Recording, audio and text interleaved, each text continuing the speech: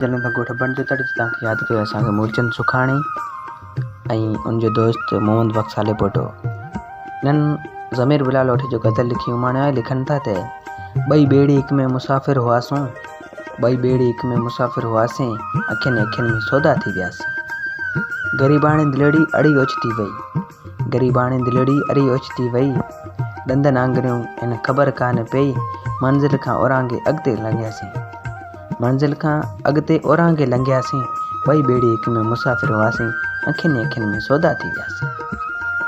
ॾिसूं कीअं तूं अॻिते निभाए थो यारी ॾिसूं कीअं तूं अॻिते निभाए थो यारी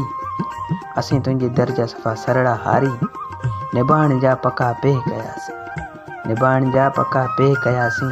बई बेड़ी हिक में मुसाफ़िर हुआसीं अखियुनि अखियुनि में सौदा थी वियासीं अखियुनि अखियुनि में सौदा थी वियासीं सुठो ख़ानदानी तो माण्हू लॻे थो सुठो ख़ानदानी तो माण्हू लॻे थो इशारनि में ओठे ज़मीर खे वणे थो